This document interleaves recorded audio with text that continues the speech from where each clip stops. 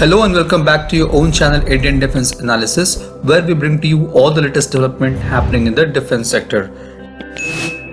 Finally, the wait is over. The much-awaited S-400 surface-to-air missile defense system has arrived in India. This is going to be a major boost in defending the airspace of India and at the same time difficult times for Indian adversary, restricting and limiting the movement of their fighter jets and other aerial assets. In today's video, we will discuss in detail about the S-400 deployment, their strategic importance and coverage, and the delivery of remaining units of S-400. So let's get started. Talking about the first S-400 delivery, it has not only been delivered, but the deployment has also started and expected to be completed by end of this year. The first deployment seems to be close to what we have reported in our previous video, as it is going to not only take care of Pakistan but to some extent China as well. As reported, the first S-400 system is being deployed in Punjab to take care of aerial threat from Pakistan and China. This deployment must be in the northern frontier of Punjab, somewhere between Pathankot and Amritsar. Now let's analyze the aerial coverage from Pathankot, considering the detection range of S-400 as 600 km and engagement range of 400 km.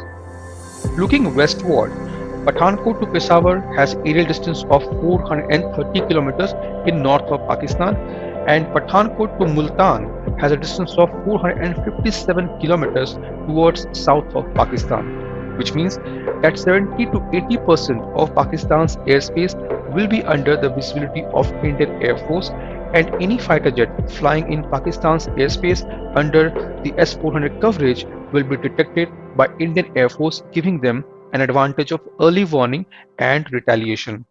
In summary, Indian Air Force has checkmated Pakistan Air Force with first deployment. Now, let's look towards our northern frontier, that is along LAC with China. Pathankot to Leh has an aerial distance of 277 km, and with Aksai Chin 444 km, and with Gilgit-Baltistan close to 400 km, which means that airspace of North sector covering Jammu and Kashmir, Pakistan occupied Kashmir, Aksai Chin and Ladakh will be completely covered with the first batteries deployment.